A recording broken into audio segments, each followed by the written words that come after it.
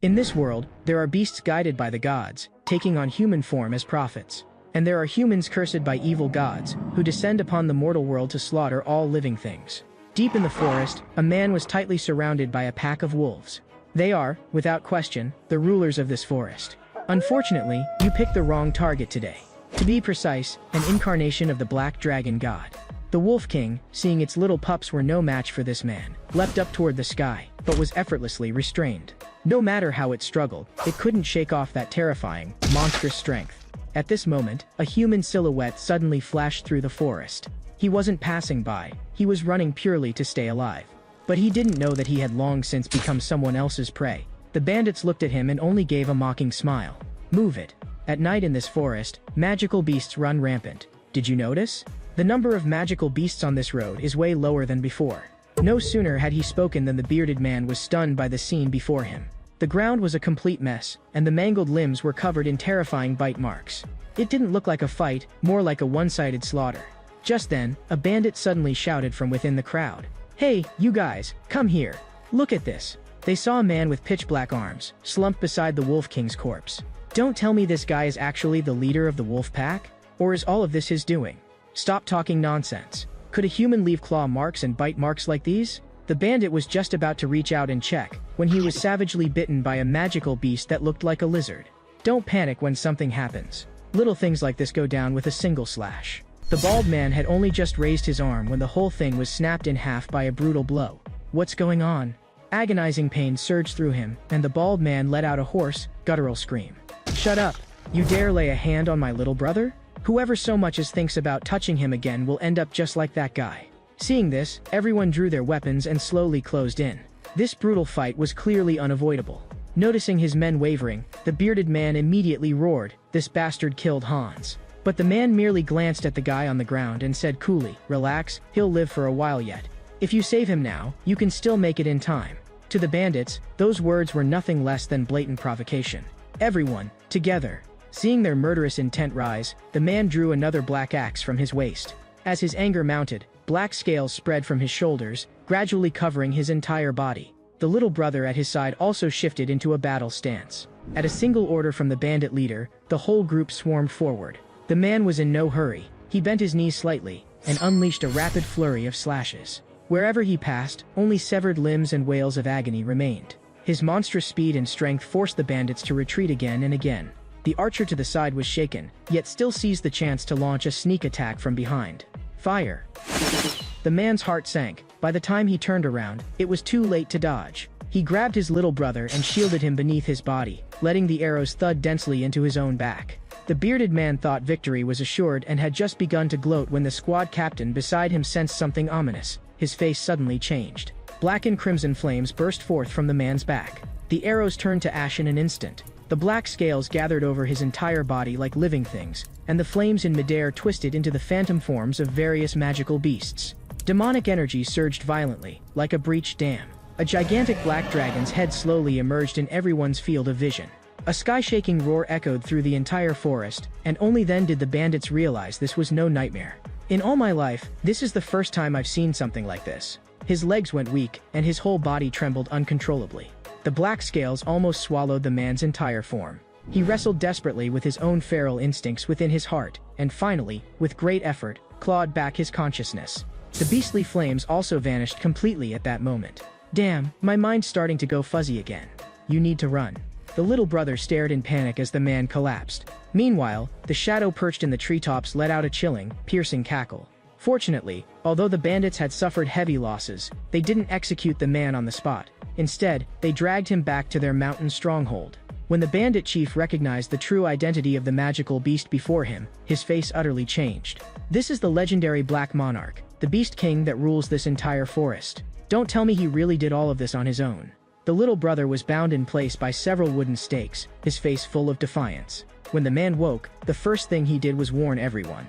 You'd better deal with the Wolf King immediately, right now. If you don't, your deaths will be very ugly. The squad captain was just about to explode in curses when the chief stopped him with a grab. Young man, what's your name? Ananta. Cut the crap and do as I say. Otherwise, not a single one of you will walk out of here alive. Seeing the chief start to waver, the squad captain hurried to egg him on. Boss, you mustn't trust him. We saw him with our own eyes turn into a terrifying monster. Haven't you heard the rumor lately? They say the avatar of the demon god is roaming the continent. Wherever there are corpses, it appears to feed, and nothing grows in its wake. It's exactly the same as what we saw when we first entered the forest. This guy is definitely that demon god's incarnation in human skin. After hearing this, Ananta couldn't help but laugh. What are you laughing at? Don't think I won't lay a hand on you. By your logic, I'm the demon god's avatar and I snack on mythical creatures every night. So tell me, do you really feel safe tying me up with a few little iron chains? Struck speechless by those words, the squad captain couldn't muster a single rebuttal. The moonlight grew brighter, and a gentle breeze brushed over the Wolf King's corpse. In what should have been a pitch-black night, a strange glow began to seep out. A few drops of fresh blood fell, drawing the chief's attention. With a very bad feeling, he lifted his head to look. The Wolf King, whose chest had been split open, actually began to stand up slowly. The squad captain clamped in its jaws. I already told you to deal with it as quickly as possible.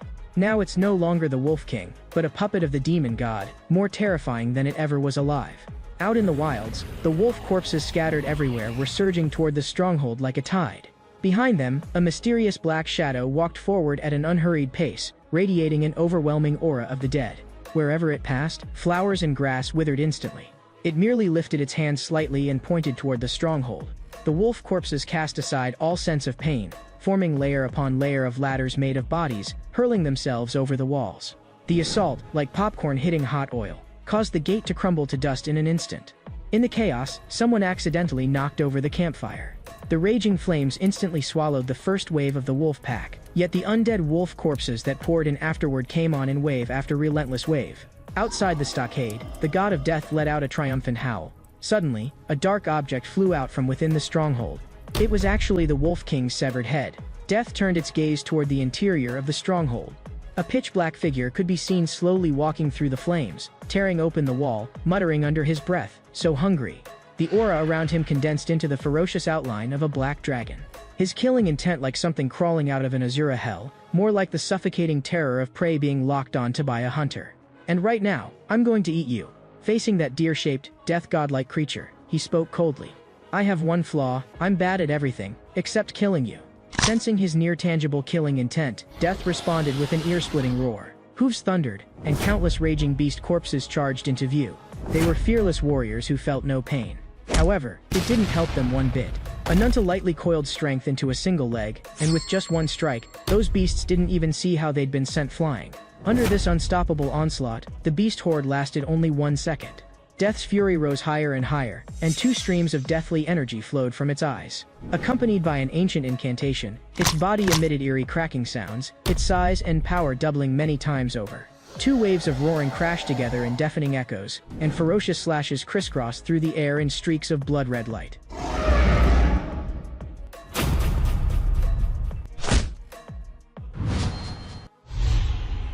With a single heavy punch, he sent the god of death flying dozens of meters away. Ananta casually flung the death god's severed arm aside, and at that moment, the scales on his body slowly receded. The death god's mangled body was on the verge of collapse. Ananta walked over slowly, only to be shocked to discover that inside that death god shell, there was actually a white-haired girl. Only then did Ananta finally notice that something was wrong with her. The girl's eyes were vacant, like a puppet whose soul had fled. It was obvious someone had stolen her mind. Suddenly, a bizarre figure tore through the night sky, and came to a halt in midair. It was a hawk-shaped demon. "Quite a lively day, why do you all keep lining up to throw yourselves at me?" The demon said nothing, fixing Ananta with a hard stare, its body slowly changing shape, until it became an old man. Only then did it speak. "How unbelievable. I didn't expect you to defeat my most beloved puppet. Since the moment you set foot on this continent, I've been watching you." Before he could finish, Ananta flung the white-haired girl aside with one motion. "You never shut up, chirping like a bird. Oh right, you are a bird. If you want to fight, then fight. Don't pollute my ears with your tastes and your life story." Hearing this, the demon, enraged, transformed again, summoning a bird's head and wings. "As long as I get rid of you, I'll obtain a puppet even more perfect than that deer. Rise." At his call, the people and beasts who had died earlier all stood up one after another, their corpses forcibly crammed with new souls. Ananta looked around and chuckled. "Now this is more like it, old man. That previous rubbish was no fun at all." At the demon's command, countless undead troops swarmed forward. In an instant, Ananta was surrounded so tightly not even water could leak through. "Brat, let's see how arrogant you can be now." I doubt you can even use a fraction of your power anymore. The demon gathered all his strength and smashed down a blow aimed straight at a vital point. Old man, I thought you might at least surprise me. This is it? Open those bird eyes of yours and take a good look. Who's really the prey here? A red light flared, and the undead army turned to dust in the blink of an eye. The sight before him scared the demon so badly he nearly pissed himself. What is this?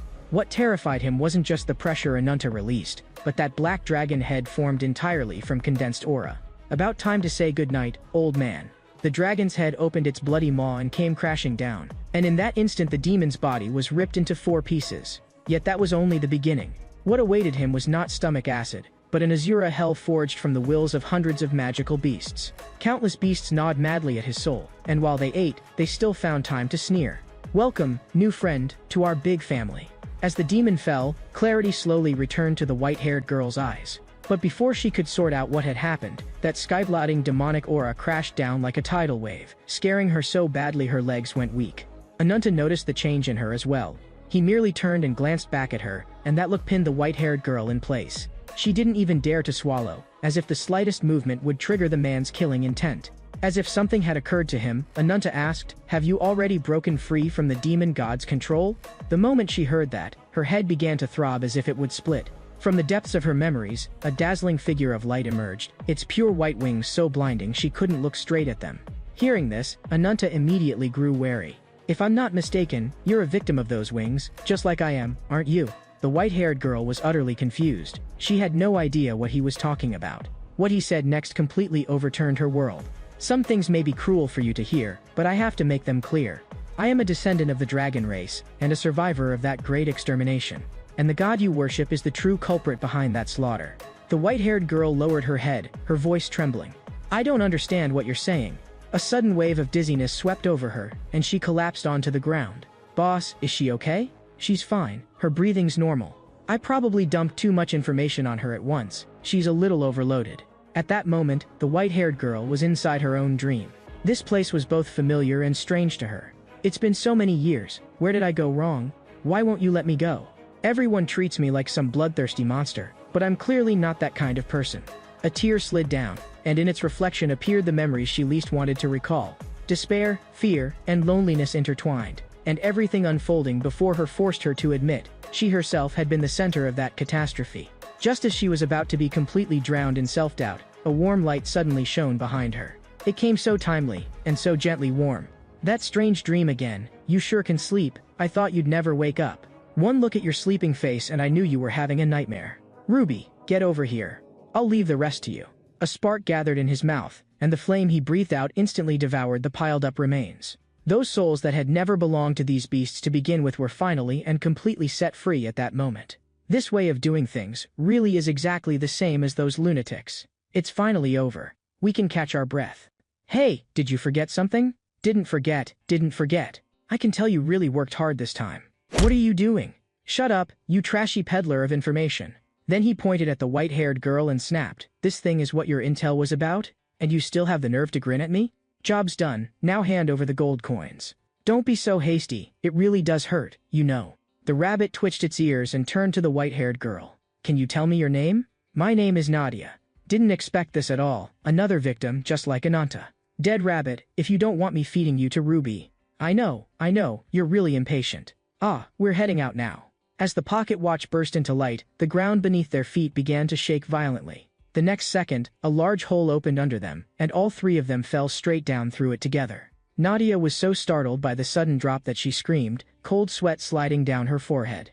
Are these 2 insane? Couldn't they at least give a warning first? She had just opened her eyes when the sight before her stunned her. Could this be the legendary Otherworld? "Sorry, Nadia, I'm late with my self-introduction. Shouldn't you apologize first for suddenly digging a hole? I'm the greatest information broker on this continent, a member of the Rabbit Paw family. You can call me Whitefoot. The relationship between Ananta and me is anything but ordinary. The sacred tree before us is called the White Lotus Tree. And one more thing. Please wait. Of course I'm grateful you saved me from the evil god, but why did you have to bring me to a place like this? Since you're so curious, come with me. I'll give you a satisfying answer." When Nadia asked Ananta about the winged avatar, the answer she got was, "A suspicious-tasting roast chicken sticks a feather in its ass and dares to call itself a god?" Seeing Nadia's face full of question marks, Whitefoot had to add an explanation. The wings, like the other gods, grant power. But her power is more like a curse. Nadia stayed silent for a long time. This is the largest slave market in the Cafe City. They're fugitives and vagrants captured by slave hunters. As long as you pay enough, there's no kind of slave you can't buy here, including magical beasts so powerful they're nearly impossible to tame. Whitefoot stopped walking, and Nadia's face was full of confusion. So why did you bring me here? You'll understand in a moment. Ananta kicked her square in the back, and Nadia tumbled 2.5 times across the ground. Wait, did this guy take the wrong medicine or something? She was just about to explode when she suddenly realized something was wrong. In this dark, cramped basement, there were actually that many living people tied up. They're all living sacrifices to be offered to the winged avatar. The reason that sacred tree you saw outside has grown so enormous is that it's been watered with the flesh and blood of these sacrifices. If you want to see the winged avatar, you first have to serve as bait. Nadia never imagined that the man who had just saved her would, in the blink of an eye, sell her out completely. Leave this woman to you to watch. I'm heading to the arena. Seeing Ananta turn to leave, Nadia couldn't help raising her voice. Wait, answer me one question. All these people locked up here, were they all captured by you? So what if they were? This way, you can get what you wanted and meet the winged avatar. Are you even human? You'll stoop to anything to get what you want? These humans who are weaker than you are all innocent. Don't you feel even a little guilty? Ananta merely looked at her quietly, said nothing, and turned his head and left. So this guy thinks as long as he doesn't get his own hands dirty, he can just do whatever he wants? But Whitefoot's words almost broke through her defenses. Don't forget, these people in cages were originally meant to be offered to the avatar of the god you worship. If you think about what would have happened to them, I almost feel like crying myself. You vile rabbit. I just love the look on your face when you hate me but can't kill me. Also, drop the innocent act. Until just now, you were still under the control of the demon god. Compared to the ones you personally killed, these people are just a tiny fraction. Even if it wasn't your intention, you can't escape responsibility. Ananta and I both understand how you feel, because we share a common enemy. The White Lotus Temple, where the winged avatar resides, is at the top of the sacred tree. Only those who offer tribute to the temple are qualified to receive a ticket into the arena. The victor not only gains the blessing of the White Lotus tree, but also, as a guardian of the avatar, receives an even more vicious power from the avatar. What on earth did Ananta go through? I can't explain the details clearly either. But one thing is certain, he's not only a descendant of the Black Dragon, he's the embodiment of vengeance who survived the annihilation of his race. At this point, he may already have surpassed that lord. On the other side of the arena, Ananta was preparing for battle. How did the things I asked you to do turn out? Whitefoot wore a look of wanting credit. Everything's going exactly according to your plan. Ananta's soft-hearted in the end. He chose the hardest path. If from the start he'd decided to massacre civilians indiscriminately to draw the enemy's attention, it would have been easy. But if he did that, he'd cross the line between human and beast, and he'd never again be able to call himself human. You dare stare at me with that poor worm look, itching for a beating, are you? I wouldn't dare, how would I dare? Perfect. I still haven't fully digested that old bird. I'll take this as some post-meal exercise. You just stay and watch. I'm leaving Ruby to you. If I find even one hair missing from him, then roast rabbits on the menu tonight. You say that, but boss, does Ruby even have hair? Shut up. It's time to teach this flock of newbies what real power is. Right then in the arena, the fourth squad was already lined up and ready. The fate of the previous teams was that they couldn't even last a minute. To be honest, I kind of want to go home now. Same. Can a handful of people really deal with a high-ranked monster like this? Form up a defensive line and don't let it find an opening. The power in that thing's front claws is insane. Hey, you're in the way. Why make such a fuss over something you can handle with your bare hands? What an arrogant human. A mere mortal dares to act so presumptuous before this king. You will pay for your foolishness today. In your next life, remember not to be so arrogant again. This one really doesn't know the meaning of restraint. That speed, that strength. It's over, little wildcat. With Ananta's roar, the arena erupted into near-hysterical cheers. Wash your neck and wait for me. Soon I'll come up there, pluck out every last one of your feathers, slice you up, and eat you raw. Ananta's reason for entering the arena, aside from obtaining the branch that would let him meet the avatar, included another point. The barrier outside the White Lotus tree was terrifyingly strong. A frontal assault was completely unrealistic. To carry out the assassination, they needed a perfect piece of bait to throw the enemy's inner circle into chaos. And Nadia was the most suitable candidate in this entire revenge plan. The great doors of the White Lotus Temple slowly opened, and the crowd was herded into this place of despair where they were to be offered up alive. The moment Nadia stepped inside, she was overwhelmed by the grandeur of the scene. This White Lotus temple built on the sacred tree, it's actually such a magnificent palace. A sudden pressure swept over her, making her whole body tense up. This guy, could he be? Mortals, do not be afraid. Welcome to the goddess's temple. You who have lost your way in the abyss, raise your heads. My god, is this a deity? I am the master of this White Lotus tree, and the avatar of the goddess's enlightenment in the mortal world. The loving goddess granted me the power to rival all darkness. My name, Balzac. To be chosen as sacrifices is your honor as mortals. Your bodies shall gain eternity together with the sacred tree. However, a sudden cry from within the temple cut off his sermon. Lord Balzac, please spare my little sister. She's still too young. Balzac walked forward with a smile and said gently, kind soul, express your reverence for the goddess with a devout heart. Thank you. Hope in everyone's hearts was mercilessly extinguished. Nadia's anger burned inside her as she finally saw the truth clearly. I'm going to kill you with my own hands. What touching sisterly love. Your little sister was already freed from fear and could have gone on her way in peace. You ought to be thanking me. The Avatar's guardians beside him sensed something was off. There's something wrong with this woman. Deathly energy slowly seeped out from within Nadia, and the guardians were stunned by that overwhelming force. This black aura is wrong. I can't move my body. You're no savior at all. Stop pretending to be merciful and benevolent. Interesting. So there's another avatar hiding among the sacrifices. The leaking deathly aura slowly took on physical form. The screams of the crowd drew Nadia's attention. Monster. It's a monster. Help. Those terrified eyes once again awakened the demon in her heart. Am I going back to that again? But a voice, at that crucial moment, yanked her back from the abyss. Don't resist it. Go and reclaim who you really are. I don't know who you are, but thank you anyway. A dormant power was awakened.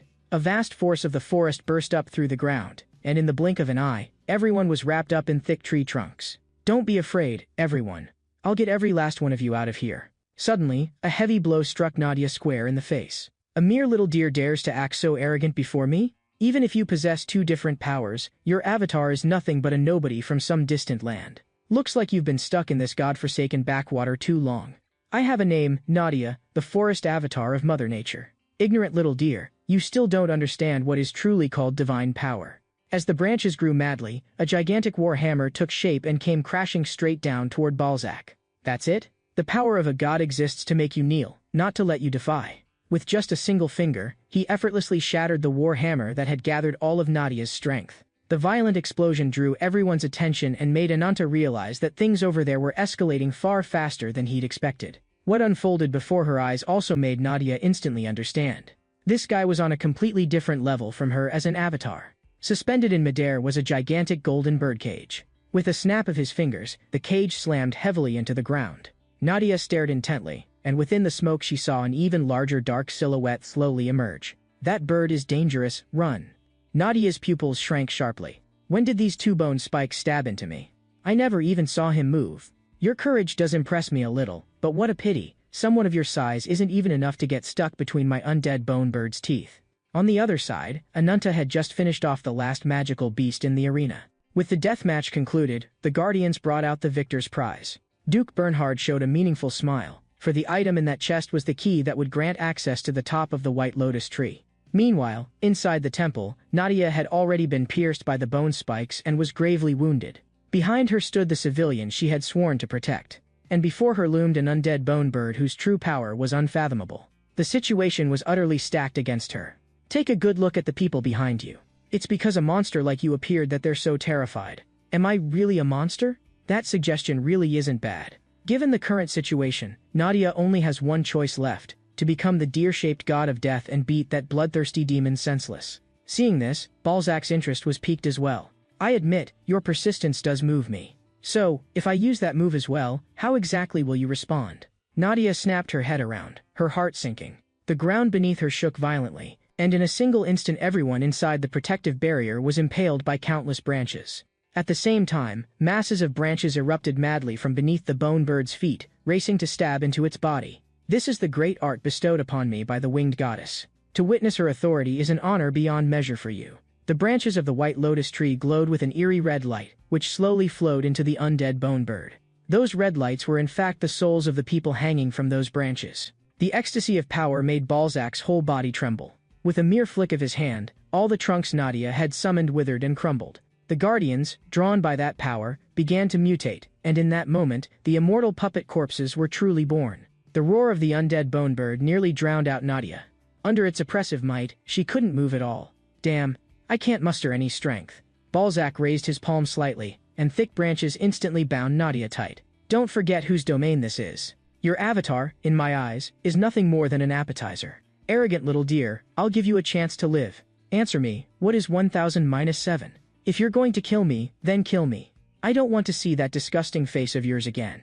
Just as Balzac was about to raise his hand and finish her, a great door suddenly burst open. A streak of red light shot across like a meteor, a dark figure hurtling straight at Balzac.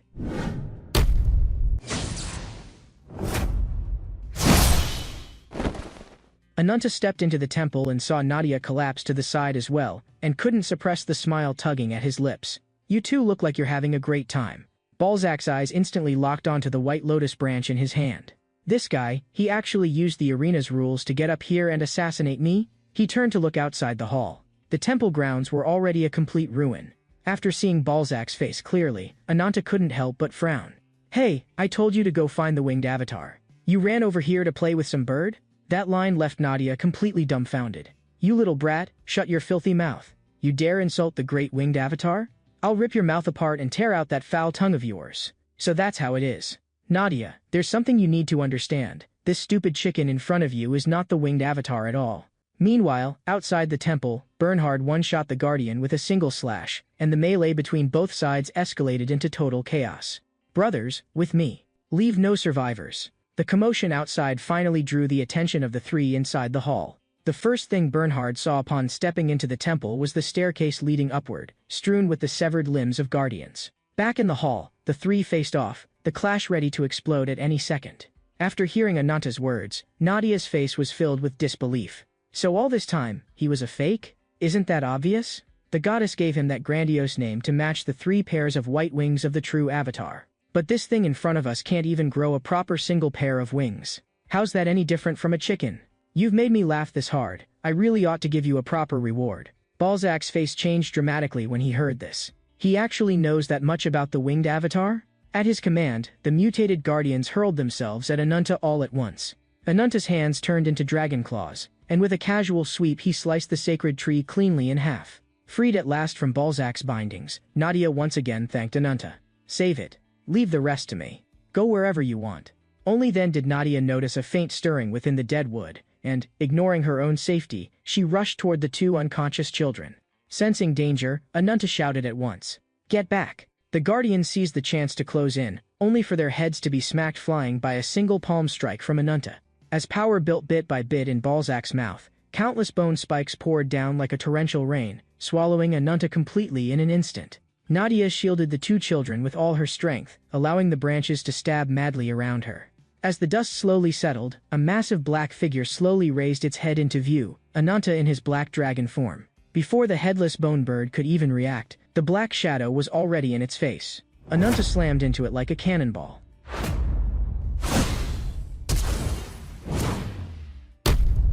The huge body, now missing its bird head, crashed heavily to the ground. In the next instant, Ananta's heart clenched. He sensed the danger, but it was already too late to dodge. I admit, you are indeed very strong. Strong enough to witness the full extent of the power the goddess has granted me. No sooner had Balzac spoken than a strange halo lit up behind him. His talon foot pointed at Ananta on the ground. Damn, this guy is about to dare to come near me with that filthy mouth, and you are blaspheming the gods.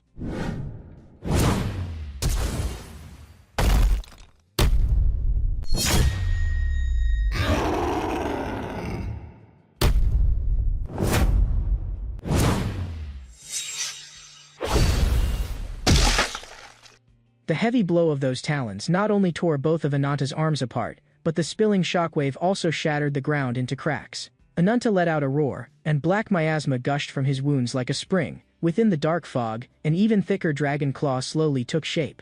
Balzac was stunned by the sight. Just what is this guy? Ananta gathered the fury of his severed arms into his palm, and with a sudden swing, blood-red energy shot out along with the slash. Balzac hurriedly raised the sacred tree as a shield, yet still ended up decapitated, his head and body cut apart. The tearing pain wrenched a scream from him, and the illusion of his form completely collapsed in that moment. Seeing this, cold sweat ran down Nadia's back. Thankfully, Ananta actually held back when he attacked me before. Ananta was just about to step forward and finish him off when, to his surprise, the headless undead bone bird slowly began to rise again. This time the impact was like a meteor strike. Ananta twisted and dove aside at the last instant, barely dodging it. He got to his feet and looked back, only to see, deep in the mist, an even more terrifying shadow slowly revealing itself. Snapping back to his senses, Ananta leapt again. An even fiercer clash was about to begin. At the same time, the sky split open with a strange rift, and a godlike black silhouette slowly descended. The pressure it radiated made it almost impossible to breathe, and its destination was the temple atop the white lotus tree. As Ananta and Balzac clashed once more, in the blink of an eye Ananta burst into motion, and with a single claw pierced straight through Balzac's chest. Though gravely wounded, Balzac refused to miss this once-in-a-lifetime opportunity. He suddenly thrust a taloned foot upward to point, and the spot where Ananta was about to land was instantly bound tight by the sacred tree's branches. Weren't you good at running? Try running again now. The undead bone bird's ribcage snapped open, and countless bone spikes fired wildly like a sudden storm. In an instant, the entire temple was drowned in the sounds of explosions. Nadia, frantic with worry, could only scream Ananta's name over and over. A black shadow flashed past, circling around behind Balzac. By the time he realized it, it was already too late. A storm-like barrage of blows came crashing down. His bone claws lashed out in a panic, only to be easily dodged. The damage from that combo wasn't exactly fatal, but the humiliation was immense. Balzac was so furious he started cursing outright. No sooner had Ananta landed than Balzac was stunned by the sight of those feet in front of him. What's with those legs? Don't tell me he can freely change into other creatures as well. Nadia, however, saw it all clearly. Just before the bone spikes hit, Ananta had used his own dragon claws to sever both his feet, forcibly avoiding a mortal wound. And in that brief instant he was airborne, he had already finished regenerating them. Ananta's terrifying adaptability and regenerative power sent Balzac into deep thought. To truly bring him down, I have to restrain him first and kill him in a single blow. I can't give him any chance to recover. As his skill activated, the whole temple shook violently. What trick is this guy trying now? The ground under Ananta's feet suddenly heaved upward, and countless sacred branches surged toward him in bundles, thicker and far more powerful than before. Dodging between them, Ananta glanced at Balzac. The white lotus tree is feeding him power non-stop. Even the damage I just dealt has been completely healed. If this drags on, it'll only get worse for me. The tremors running through the temple set the entire white lotus tree swaying. And that was exactly what Ananta had been waiting to see. He focused his strength into his legs, then exploded upward in a leap straight for the ceiling. His move left both of them stunned for a second. He actually gave up the terrain advantage he had on the ground? Ananta's fist crashed into the temple's vaulted ceiling. You've got to be kidding me, is this guy brain damaged? He came up here just to tear my house down. As rubble rained down, Ananta lost his footing, turning into a sitting duck in midair. Balzac laughed wildly as he closed in. Now your hands and feet are both useless. Do you really think you can still kill me? While Balzac advanced step by step, Ananta only drawled out a question. Up to now, how many people have you killed in total? The question made Balzac chuckle. What chicken keeps count of how many grains of rice it's eaten?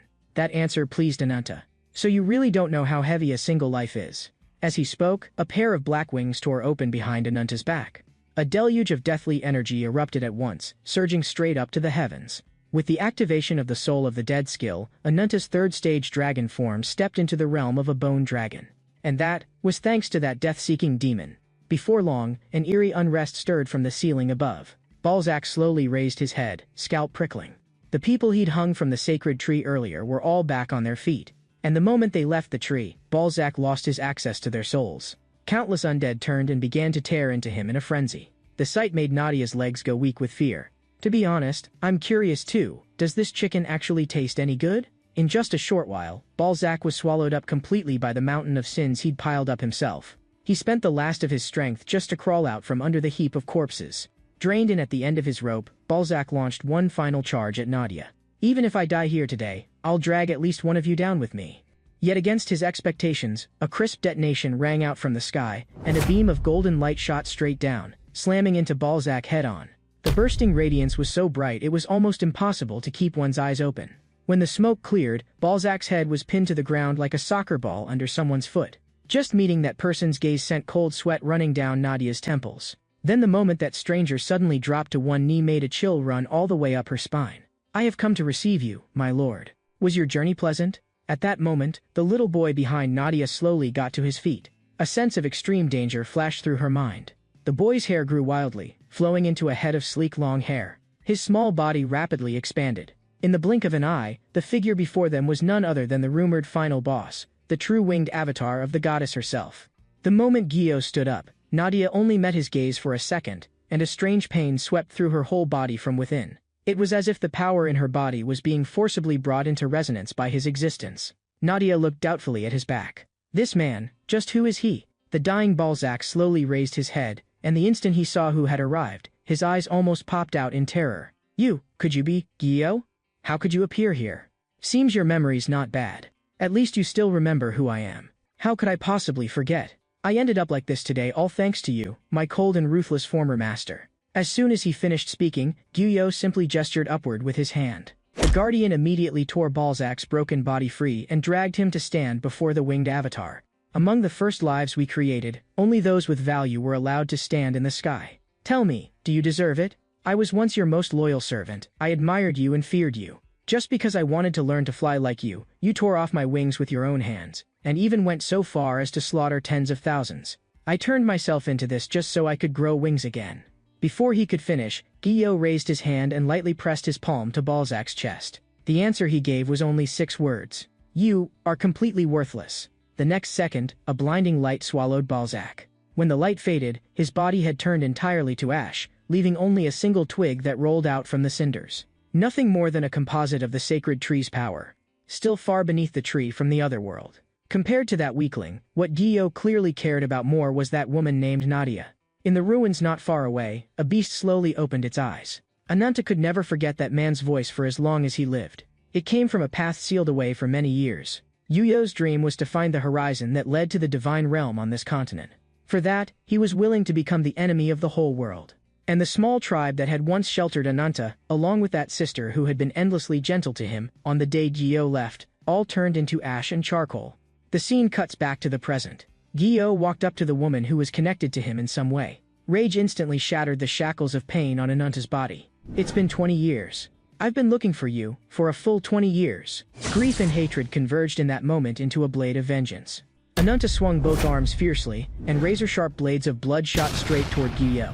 Yet this strike was casually blocked by the guardian's raised hand. Gyo only showed a meaningful smile. The suddenly raging Ananta let out a deafening roar. Some random small fry thinks he can block my path? He rushed at the guardian at high speed, but the guardian floored him with a single punch. His head blasted apart in an instant. Yet in just a heartbeat, the headless Ananta actually stood up again. The guardian asked with interest, "May I ask your excellency's name?" Ananta's only response was an enraged howl. "Since we can't talk, then less nonsense. This punch contains all of my strength. Can you withstand it?" The scene shifts, and Gyo and Nadia lock eyes. Just as Gyo was about to move to finish Nadia, a battle axe howled through the air. It cleaved toward his cheek, only to cut nothing but empty space. What level is this guy's speed? Long time no see, Bernhard. After all this time, you still haven't learned to give up. Even that pitch-black guy hasn't decided to give up. So what right does a small fry like me have to give up, right? The guardian then noticed something strange about Ananta, and kicked out to open some distance. Ananta's form began to spiral out of control. His size swelled with his mounting rage, and a pair of giant wings burst open from his back. A heaven-shaking dragon's roar left everyone present frozen in place. Gyo looked at the black dragon before him and chuckled. Looks like my luck is pretty good today. So many old friends came specially to welcome me.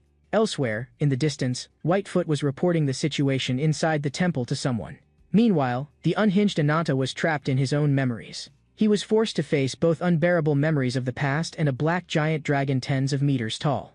This black giant dragon was the very source of Ananta's power. The stronger his desire, the more power he could draw from the black dragon. And the only price the black dragon demanded was the anger and vengeance accumulating bit by bit in his heart. At this moment, Ananta was completely lost. His size and strength multiplied, to the point that even the guardian began to doubt. Is this guy still the same person from just now? Golden light flared all over the guardian's body, while Ananta's dragon breath slowly gathered in his mouth. Their attacks blasted out at the same time, and where they collided, they set off a cataclysmic shockwave. The surging aftershock rolled outward, but was easily blocked by the wings Gyo spread. This kid's actually willing to burn himself out just to try and defeat me, and can still keep his heart from wavering. Bernhard seized the instant Gyo was distracted, and, bearing the resolve to avenge his fallen comrades, charged straight in. Right as he swung his axe, Gyuyo's figure flickered, appearing behind him in an instant. With a clang, the silver-scaled breastplate and the battle-axe hit the ground together. "Go keep your good brothers company." Bernhard rose once more like a war god descended. "You may defeat my body, but you will never beat me." After finishing off Bernhard, Gyuyo again walked up to Nadia. "I can see you're terrified. You're no different from the way you were before." Nadia weakly lifted her head and looked at Gyuyo. Those memories that had once been missing finally resurfaced in full at that moment. In her loneliest, most helpless time, the one who reached out a hand to her was this very man before her. Gyuyo pressed his hand to his own chest. "The branch inside me is trembling. That means you too are someone chosen by that great tree." He brushed past her, as if ready to leave. Nadia, unable to hold back, immediately voiced her questions about the branch. Branches are the source of power that the gods bestowed upon mortal creatures. Not only can they allow you to take human form, they will also grant you talents and skills beyond the ordinary. No sooner had he spoken than Gyuyo quietly pressed that twig into the corpse shell of the undead bone bird. In an instant, lightning burst from between the bones, countless arcs shooting straight into the sky. When the lightning dispersed, a blond boy appeared out of thin air. This childlike figure was the true form of the bone bird that had been imprisoned for many years, and Gyuyo's brother of the same origin, Ziz. On the other side, the battle between the Guardian and Ananta was still raging. Ananta's giant dragon claws slammed down once more, and after the clash, the Guardian's advantage was already gone without a trace. In the face of third stage Ananta, he was like a toy. Just as he was struggling to think of a countermeasure, Ananta suddenly spread both wings. With a light beat, the entire giant dragon shot through the temple roof like a cannonball. He soared straight into the sky and kicked up a storm of dust. Ziz watched the scene, a hint of worry flashing across his face. Dio only raised his hand and gently ruffled his hair. "Don't be afraid." That warmth slowly soothed his unease. At this moment, high in the air, Ananta was beginning to gather energy. In just a moment, his ultimate strike containing all his power, celestial fire, took shape. With a sudden flap of his wings, that massive fireball tore through the sky straight toward the temple. Facing this crushing blast of annihilating fire from above, Gyuyo only slowly raised his palm. "You dare look down on us with something like this? Let me tell you, there's long since no place in this sky for your dragon kind." Light flared as it crashed into celestial fire, piercing through the flames at near light speed. At such a terrifying speed, Ananta had no time to dodge. The force of the blow shattered the layers of clouds directly. Watching from afar, Ruby was almost sobbing as it called out to Ananta. "This is Whitefoot, reporting the battle situation. We can now confirm the location of the winged avatar. After this battle, the White Lotus Divine Tree has been utterly destroyed. Granted, that is indeed thanks to him using borrowed strength, which is a bit underhanded. But our only trump card, Avatar of Vengeance, Black Dragon Ananta, has been defeated. A long time ago, in the wilderness of a mysterious land, the stars of speed and thrill were a lizard being relentlessly chased by 5 hounds. Boss, we've been following you for 3 days and we're starving. We haven't even had a bite of crap. Can you give me this hot lizard? Get lost. First come first served, understand?" Suddenly, an axe flew in from who knows where, nailing one of the hounds in the head. With a shout of "fall back," Ananta's dashing figure appeared before Ruby for the first time. With one swing of the axe, he killed the lead hound. Looking at the imposing Ananta in front of them, and their boss lying motionless on the ground, the remaining 2 hounds had no choice but to turn and flee. Ananta snorted proudly. Piece of cake. In Ruby's eyes, at that moment he was a big shot 2 meters tall. It was noon, and 1 man, 1 lizard, and 1 dog were resting in the shade behind a giant rock. Ruby wagged its tail like crazy to curry favor, and though Ananta knew exactly what he was up to, he pretended not to see. "Hey, little guy, why do you keep following me?" Ruby said nothing, just kept nodding and wagging its tail. "You look all skin and bones, must taste terrible." In one sentence, he provoked Ruby into biting him. "You little punk asking for a beating?" Ruby, however, had a deadly serious look, and then actually spat out a ball of fire. "Aren't you a lizard? Why can a lizard breathe fire? Don't tell me, you're a dragon? Back then, you couldn't be bothered with me. Now, you're not worthy of me." Just as he finished speaking, the ground suddenly began to shake violently. Ananta's heart tightened, and he turned to look at the big rock they were using for shade. A colossal behemoth that blotted out the sky slowly stuck its head out. "So you're the brat who lit the fire on my backside just now?" Ananta ran flat out, with an enraged rhino on his tail. A few steps ahead was the cliff-edge desert. At the last possible moment, he leapt. Jumping off this cliff really does make your legs go numb. To top it off, there was even a stranger sitting in the desert. But Ananta had no time to think. The rock-armored rhino's relentless pursuit was something everyone on this wasteland knew about. If you've got that much energy, then I'll properly play with you. Let me show you what the true power of a black dragon descendant is. No sooner had he spoken than that figure suddenly appeared behind Ananta. When did he move there? The moment he took off his cloak, the young Gyo appeared before Ananta for the first time. Though the rock-armored rhino was the lord of the desert, the second it smelled danger. One look from Gyo scared it into turning tail and bolting. Ananta didn't know what had happened, but one thing was clear: this man was strong. Gyo greeted him kindly. "Little one, are you all right?" It was this chance meeting that set the gears of fate turning between the two of them. And for Ananta, the direction those gears would turn led to an abyss deep enough to overturn his entire life. When Ananta returned to the tribe, he was met at once with everyone's concern and nagging. "You brat, you were gone so long you didn't even say a word to your sister." When someone asked who the stranger at Ananta's side was, he stammered, not sure how to introduce him. A familiar voice came from behind, his sister's stern tone and familiar nagging. "You snuck off to the mysterious land again, didn't you? What if something happened? And what's with that lizard on your head? Let's not talk about that. Sis, let me introduce you. This is Mr. Duyo. He's the one who saved me." His sister's sudden violent coughing fit cut him off. Her palms were full of bright red blood. "Ashada, are you all right? Get back to your room. Your body's not well yet, don't run around." At that time, Ananta had no idea that the real tragedy was just about to begin. In the blink of an eye, everyone gathered in the chief's great tent. While serving lavish food, the chief solemnly thanked Gyo. "As repayment for saving a member of our tribe, you may enjoy the best hospitality and convenience our tribe can offer." This result pleased Gyo greatly, because this place was exactly what he'd been looking for. Ruby's natural intuition faintly sensed the danger on Gyo. That familiar look made it shrink back behind Ananta. In the end, the chief decided, "While you stay here, Ananta will act as your guide." Ananta didn't even have time to protest before he took a sharp smack as a warning. Afterward, full of curiosity, he asked Gyo about his purpose. Gyo didn't beat around the bush, openly stating that he was an adventurer specializing in geography and avatar studies. As he spoke, he drew out a yellowed piece of parchment from his robe. "These years, I've traveled the entire continent collecting all kinds of legends and tales. And in this dark red desert there's a legend about an avatar." The chief pressed him. "Which avatar is it that you seek, sir?" "His name is Ajidahaka, one of the 6 original avatars to receive divine power from the gods, and the strongest among the 6. Once, he was revered and worshipped by mortals, and people called him the avatar of the demon. The black dragon is his race and his mark of identity." Not long after, Ashada drank down the tonic Gyo had sent over. At last a bit of long-lost color returned to her cheeks. After a short rest, Gyo said he needed to go out again to survey the terrain. Naturally, he wouldn't go without his guide. In her usual gentle tone, his sister called Ananta over, and, as always, she showed an angelic smile. "Be careful on the road. I'll be waiting for you to come back. Don't worry, sis. When I return, I'll bring you loads of good food." Before leaving, Ananta glanced back, and was surprised to find the adult's eyes on him were especially heavy. He vaguely sensed something, but didn't dare think further. The two of them trekked for about half an hour, and stopped to rest by a river. Ananta asked Gyo about the progress of his recent investigations. "If you can't find the result you want, will you go somewhere else to keep searching?" Gyo spoke slowly. "What we know so far is only the fragmented history of the Black Dragon descendants. It's said that long ago, your ancestors were attacked by invaders, and those invaders were repelled by a black dragon holding the demon god's power. Your tribe was able to take root in this desert thanks to reverence for that demon god they feared.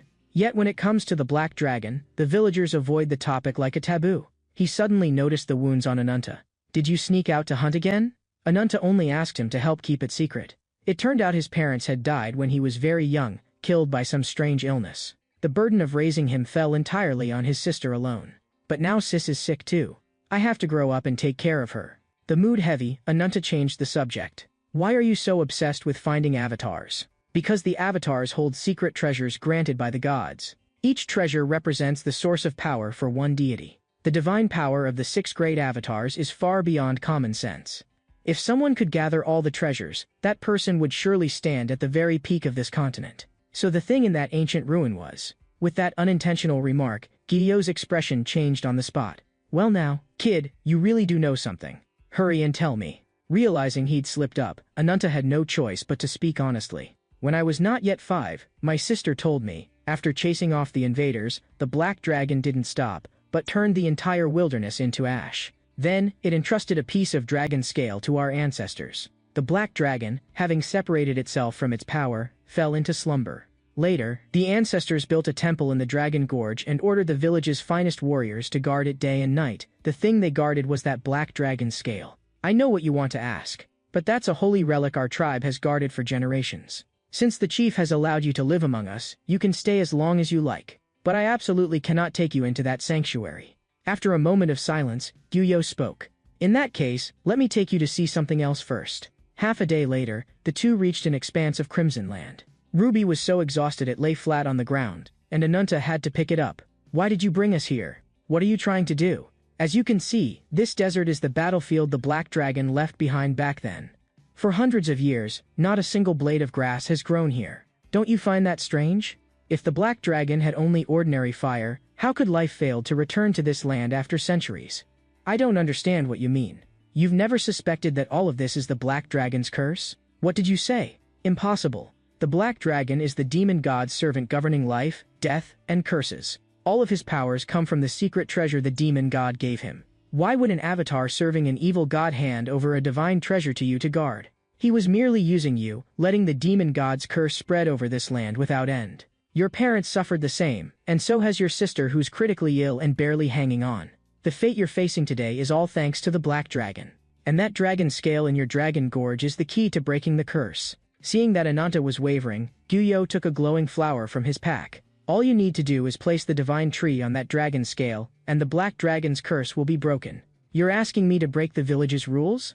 Child, I'm only giving you a choice. How you choose is up to you. In the end, Ananta let Gyu talk him around and led him to the temple. When the guards at the gate saw a stranger, they immediately took up attack stances. But how could ordinary mortals possibly be a match for Gyu? In just a single exchange, one guard was sent flying by a kick from Gyu. The other guard was momentarily distracted, and was knocked out cold with a punch from Gyu. After dealing with the second guard, Gyu turned and motioned for Ananta to come out. Ananta was still reeling from what he'd just witnessed, having not even seen how Gyu had moved. In an instant, all resistance was ended. Leave the rest to me. Stay behind me and protect that flower in your hands. And so the two slowly pushed deeper into the Black Dragon Temple in Dragon Gorge. The remaining guards had no time to react before Gyu felled them one by one with uncanny speed. And Ananta had no idea what kind of future he was walking into. Inside the dim secret chamber, a coffin instantly drew both their gazes. The flower in Ananta's hand seemed to be summoned, shining more and more brightly. Mr. Gyu, what on earth is going on? Gyu didn't answer him. Instead, his head lowered and his body trembled slightly. Then he burst into near-maniacal laughter. Don't be scared, Ananta. It's all right. He lifted the stone lid of the coffin, and a beam of golden light shot up, illuminating the entire chamber. The treasure inside the coffin left Ananta utterly speechless. This is the secret treasure the Black Dragon left to your ancestors back then.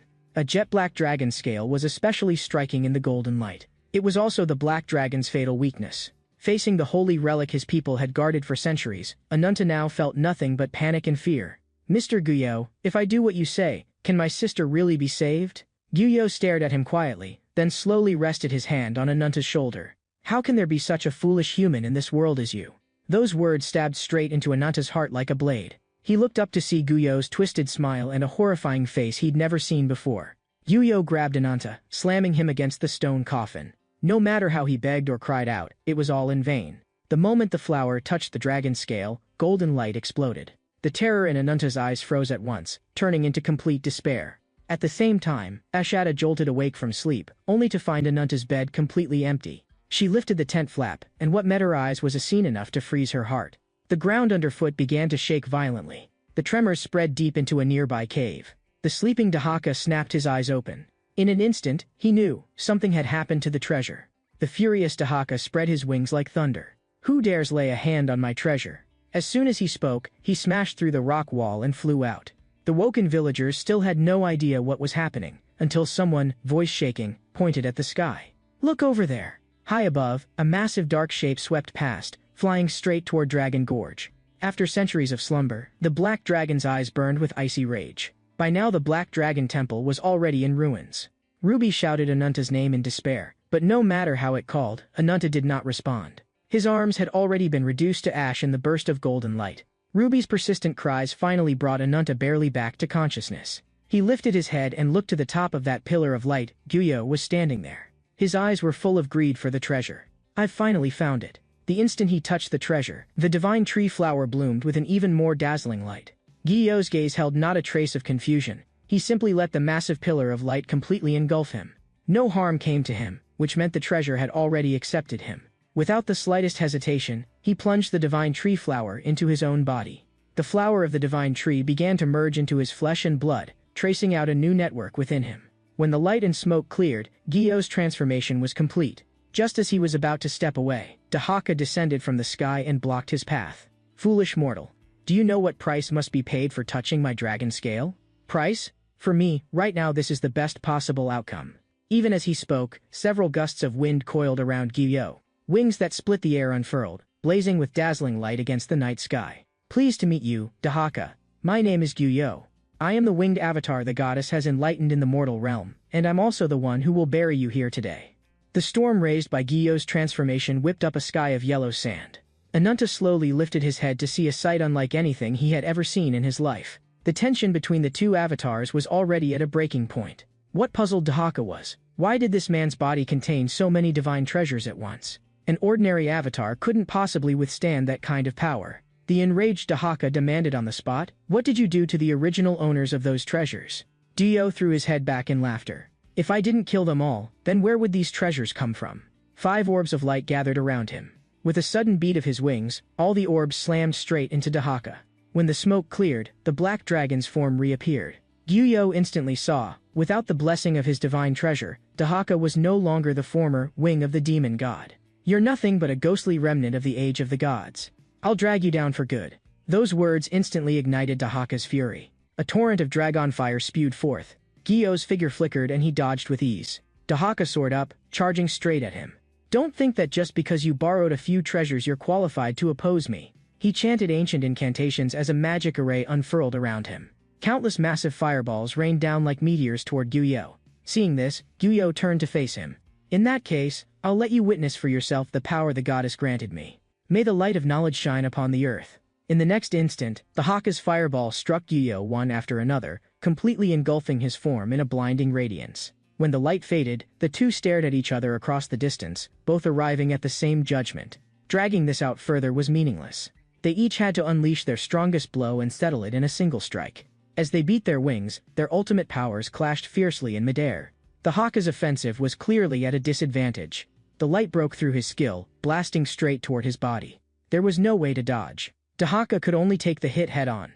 The night sky was lit up completely. Onlookers were stunned, awed by Guillau's might and filled with worry for Dahaka's fate. Ananta gritted his teeth and forced his body up, whispering Ashada's name over and over. Rage and guilt tangled in his heart, but at this point, what could he do? Just as he raised his head to the sky, a deafening crack exploded in his ears. The source was Dahaka's body, now full of fractures. The tide had turned. Guillou slowly shed his avatar form. "Dahaka, you made a fatal mistake, your arrogance and ignorance. Stripped of the demon god's power, you dare block my path with this pitiful remnant of strength? Still, that's fine, this sky doesn't need 2 living kings." With that, Guillou turned into a streak of light and flew toward the higher heavens. Watching him leave, one can only say that Ananta was too young back then. Like many youths, it took being brutally deceived once for him to truly become a man. On the verge of death, Dahaka asked Ananta one last question. "You led the winged avatar to the Black Dragon Temple, didn't you?" Already drowning in guilt, Ananta could only repeat, "I'm sorry," again and again. "Never thought that I, an avatar of the demon, who has slaughtered all things for hundreds of years, would feel something this unpleasant at the end. Do you think a few sorries are enough to buy my forgiveness? You will spend the rest of your life in my anger and my curse. I want you to repay me with a lifetime of remorse." Black flames devoured his flesh in an instant. The remaining fire gathered into a black dragon's head, clawing at the night sky. For Ananta, this calamity was only the beginning.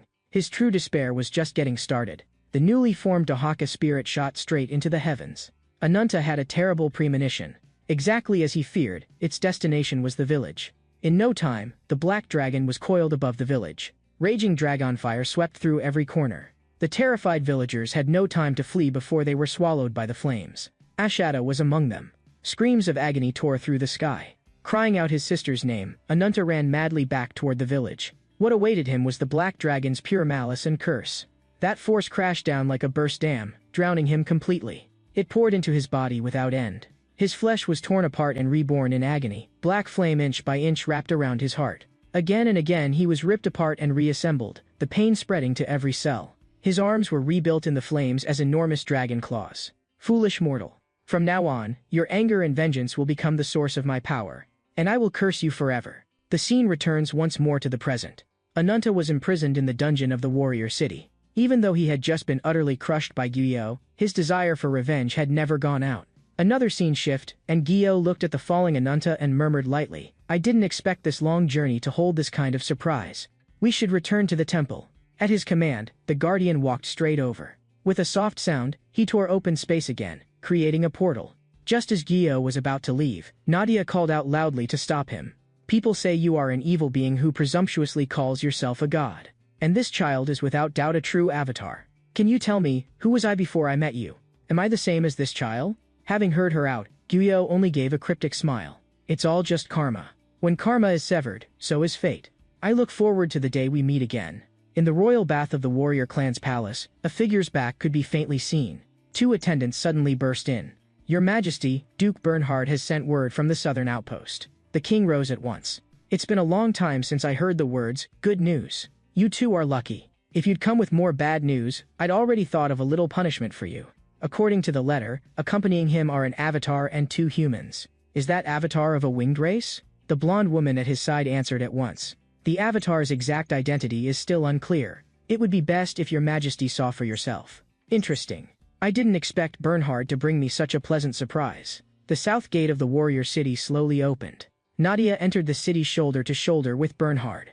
According to Bernhard, he, like Ananta, bore an irreconcilable hatred for the winged avatar. This time, inviting Nadia along was nominally to go to headquarters and receive her tournament prize, but in truth they had their eyes on Ananta's nearly unrestrained power. And after that battle ended, Whitefoot had inexplicably vanished. Nadia's true purpose this trip was to come to Warrior City in search of someone. The doors of the council chamber slowly opened, and inside the hall there was a solemn silence as everyone waited for the monarch to take her seat. Under her command were clouds of battle-hardened generals, each of them a real killer. Her Majesty arrives. At the guard's cry, 3 figures entered Nadia's sight together. She knew a little about the warrior clan and recognized the queen at a glance. The clan's legendary first Valkyrie queen, who harbored a visceral loathing for all winged avatars. Bernhard was just about to kneel when the queen cut him off coldly. Don't start spouting that useless ceremony as soon as we meet. I only want to hear one thing. What have you found in your investigation? At your command. As planned, we attacked several arena teams and disguised ourselves as contestants to infiltrate the tournament. Later we fought our way into the temple, and there we ran into an unforeseen variable. I encountered the winged avatar himself. At those words, the 2 female warriors changed color at once. If you dare stop halfway, swallow the rest and keep talking. I'm ashamed to say. I didn't even touch a hair on his head before he took me out in one blow. To have met that man and still made it back alive is already something. And judging by those injuries, you didn't get off lightly. These little wounds are nothing to the warriors of Warrior City. I won't shrink back because of one defeat. One day, I'll wring his neck personally. Hearing this, the queen's lips curled slightly. As expected of my warrior. And who is this at your side? Apologies, I almost forgot to introduce her. This is Nadia, Avatar of Nature. She shares our goal, and from now on will act as an ally, using her power to support our plans. If she hadn't stepped in to save me, I'd already be with the late king. The queen turned to the blonde woman to ask about the accompanying guests. Your Majesty, there are 2 in total. 1 barbarian and 1 little girl. The girl's lodging has already been arranged. As for the barbarian, due to his severe wounds he has yet to regain consciousness and remains in a coma. Well done. I'll see that you're duly rewarded. The queen strode up to Nadia. Nadia, welcome to Warrior City. My name is Lagartha. Thank you very much for helping my clan's warriors. Nadia nodded in greeting. It was only a small effort. Now that we're allies, you should tell me the real reason you asked me here. She truthfully revealed the secret of the branch within her. At the mention of the branch, Lagartha's gaze instantly sharpened. At that moment, a sharp voice cut in from the side. Your Majesty, there's no need to listen to this woman feign misery. From the moment she stepped through that door, I couldn't stand the stench of the winged avatar on her. You admitted it yourself. You've got one of his branches in your body. Lagartha's face darkened. Nadia, is that true? It is. Ever since I met the winged avatar, the branch in me has been trembling nonstop. But it's precisely because I don't understand it that I came to you for help. Lagartha then asked Bernhard if he had already told Nadia about the offshoot. Bernhard denied it at once. If this girl is the one Giyo's been searching for all along, then for us it's a once-in-a-lifetime opportunity. An emergency report from the guards cut the conversation short. Logger the snapped, "This is the Royal Council chamber, not a tavern for you to shout in." "1,000 apologies, Your Majesty, but this truly is an emergency. In the slums nearest the royal city, an unknown monster has appeared and is attacking everyone." Time rewinds to not long before. Ananta slowly woke from his coma to find himself lying in a completely unfamiliar place. Beside him crouched a little girl with rabbit ears. He had no time to think about why he was here. Only one thought filled his mind: to find Giyo and take his revenge. Reality quickly gave him the answer. His body was far from recovered. A mouthful of blood surged up his throat, spraying from his mouth. The next moment, drained of strength, he collapsed to the floor. The rabbit-eared girl went pale with fright and spun around to dash out of the room for help. Cut to another scene. Ananta staggered out into the street, and everyone around eyed him with weariness, even hostility. He himself was completely at a loss. He had no idea what this place was. There was no sky overhead. His view was walled in by stone and vaulted ceilings. Was this a city built underground? At that moment, several people came up and blocked his way. "Judging by your looks, you're not from the slums. By the rules, we have to arrest you. Resist and we kill you on the spot." Ananta sighed lightly. "In that case, you can try." Just then, a man brushed past him, seemingly talking to himself. "Has anyone seen my little one?" Ananta's gaze stopped on the tattoo on the back of the man's hand. That pattern reminded him of something someone had once told him. "Remember this symbol. It will help you find the winged avatar." Ananta reached out, wanting to stop the man. In the next instant, steel flashed. A cold blade sliced the air and came straight at his face. Fortunately, he reacted fast and just barely twisted aside to dodge the sudden strike. "Sorry," the man said coolly. "I hate people touching me from behind the most." "Sorry," Ananta's tone was just as icy, "but I hate people pointing blades at me most of all." The terrifying power he suddenly unleashed startled the man, and his body sank as he instantly retreated to create distance. Interesting. He evaluated inwardly. He looks like a man on the verge of death, so why does he radiate such murderous pressure? Ananta lifted a hand and pointed at the tattoo. "I recognize the pattern on your hand. Tell me, what's your relationship to the winged avatar?" He received no answer. What greeted him was an even fiercer assault. "I'm under no obligation to answer your questions. You want to know? Beat me first." Then, the man gathered strength and slashed at Ananta. He thought he could end the fight easily, but when the dust settled he was utterly stunned. At the last second, Ananta had manifested dragon claws. The wounds that sword aura left on the dragon claws began to heal at a speed visible to the naked eye. The captain immediately ordered his men to hurry and asked the palace for reinforcements. "The power in those hands of yours is indeed rare. But at this level, you're still far from qualified to meet the winged avatar." The instant he heard the word winged, Ananta snapped. The man raised his sword to block but was sent flying by a single palm strike. The force behind that was insane. "If I'd taken that claw head on, forget my sword, I'd have a hole through me too." What bothered him even more was, the other man had clearly been in terrible shape at the start, yet he could still erupt with such terrifying strength. Under the curse's influence, Ananta suddenly staggered forward. The man seized the god-sent opportunity, thrusting his sword straight through Ananta's chest. The black flames around Ananta only flared higher, fangs sprouting from his jaw. He snapped his head up, his eyes filled with pure killing intent. A chill ran down the man's spine, and he yanked his sword free and leapt back. The next second, Ananta's roar shook the entire underground city. Bones cracked audibly all over him, and flames tore his skin, wrapping him completely. His body grew bit by bit amid the torture. Everyone around shuddered at the horrifying spectacle. With a soul-tearing roar, Ananta's body sprouted spikes all over, and a ground dragon tens of meters long took shape with a crash. He actually had another trump card hidden. The man had just drawn his sword to fight, but couldn't even track Ananta's charge. In a single blink, the giant claw was already upon him. At the same time, out of the corner of his eye he caught a familiar aura. This power, could it be? Before the claw fell, a figure sliced through the air. Logger the vaulted up with sword in hand. "Cause trouble on my turf? Do you want to be deep-fried or steamed?" In short order, the guards had Ananta completely surrounded. Nadia arrived and shouted anxiously, "Logger the, stop. He's not our enemy. This monster has already endangered my people.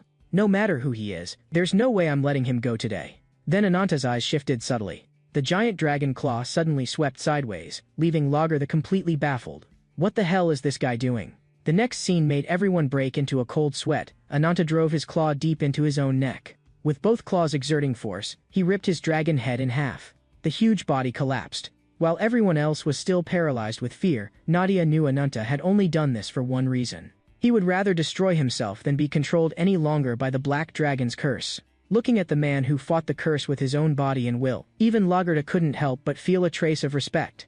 Soon after, an emergency meeting was convened in the Royal Council chamber. Right now, Ananta is locked in the dungeon. Nadia remains ready under royal guard. You all know why I called this meeting. This concerns our future with these two avatars. How long can you keep such a dangerous, unstable guy locked up? Better to finish him now. Lupa, your way of doing things is really too crude. I actually find his power very interesting. If we could turn him into an ally, that would be best. Before Tarkhan could speak, Lupa had already snapped, "Shut it," into Owl's face. Bernhard, did you already know about his powers before bringing him here? Yes, and I saw them with my own eyes. The hatred between him and the winged avatar is beyond doubt. Are you kidding me? You brought that kind of monster into the city without even a warning. I knew his arrival would stir up unrest in the kingdom. But even if some people object, I still think this is a necessary step. His power is far beyond what we saw today. If we can help him control it, he'll become a weapon powerful enough to surpass all of us. Lagertha agreed after hearing him. That made Lupa completely lose it, and he rounded on Owl. Didn't you already fight that guy? With your skills you still couldn't take him. As the first one to get involved in this, it may sound strange for me to judge him. But he really does have the immense potential Bernhard mentioned. If your majesty hadn't intervened, there's no way both sides would have come away unscathed. And his powers go beyond what we just saw. Owl's words left Lupa utterly dumbfounded. Lagertha made a swift decision and called out loudly, "Come in, Rabbit Envoy." At the queen's summons, a familiar figure stepped into the chamber. "Long time no see, everyone. Miss me." The scene cuts to the dungeon of Warrior City. To prevent Ananta from rampaging again, they had him bound tight with heavy chains. The door suddenly swung open, and the clear clack of high heels echoed in the corridor. "I thought you might be a little shy when you saw me. Seems I was overthinking it." "Yes, that look. Every time you stare at me like that, I can't help getting so excited my heart goes thump thump thump."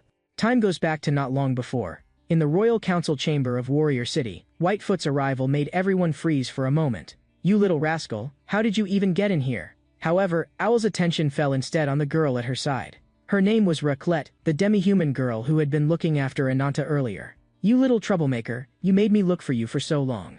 Come on, tell me, how did you end up coming in here together with Whitefoot?" Raclette answered very seriously, "Big Sister Whitefoot has a golden pocket watch. After it started glowing, we suddenly appeared here." When Bernhard sternly questioned Whitefoot about her purpose, Lagertha spoke up in her defense. "Not long ago, Whitefoot already came to Warrior City. Her goal this time is to form an alliance with us, and provide power sufficient to oppose the winged avatar. At first I thought she was crazy, but now it seems many things are unfolding exactly as she said they would.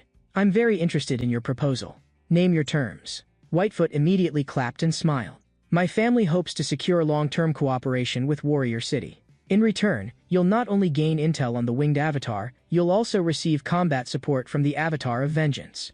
No sooner had she finished speaking than the aura behind her tightened sharply. It made Whitefoot's hair stand on end in fright. "It's over, this time I really might die right here." Everyone turned toward the source of the voice. From the passage behind Whitefoot, someone slowly walked out. "Good job, Whitefoot. You sell me off like merchandise the moment my back is turned?" As Raclette turned around, Ruby, who had been listless and sickly, immediately sprang back to full health the instant he saw the newcomer. Crying as he shouted, "Big bro," he bolted straight over. "There's no need for talk of cooperation. The winged avatar must be dealt with by my own hands. Wasn't this guy supposed to be locked up?" Lupa's claws instantly manifested, ready to leap at any moment. She didn't yet know that all the guards watching Ananta had already fallen under Blackfoot's sway. "Your Majesty, give the order. I can't wait to tear this guy into pieces." "Calm down, Lupa. I want to hear about him first, then decide." The reason Lagertha cared so much about Ananta was precisely because of the dense scars all over his body. Scars are a warrior's metals, and within Ananta, she could clearly feel a near-maniacal life force. Among all the avatars she had met, there wasn't a single one who could compare. Whitefoot, a bit embarrassed, introduced him to everyone. "This is my clan's secret weapon, the Avatar of Vengeance, Ananta." In the next second, a big hand grabbed her by the head. "When did I become your personal property? Have I gone too long without hitting you, so your skin's gotten itchy again? No, how could you be my property? I wouldn't dare." Before she could finish, because his body still hadn't fully recovered, Ananta's weight shifted and he toppled forward. Blackfoot caught him around the waist and kept him steady. The feel of these arms, truly mouth-watering. Ananta knew very well that once he met this woman's gaze, he would most likely fall under the charm of those crimson eyes again. Seeing this, Blackfoot immediately teased, "You don't look very happy. How about I keep you company instead?" After being toyed with by these two women, Ananta's temper flared up in a flash, and his grip on Whitefoot's head tightened again. Can this guy really beat the winged avatar? Lujertha's sudden remark cut through the ruckus between the two. At that moment Whitefoot felt nothing but gratitude toward Lagertha.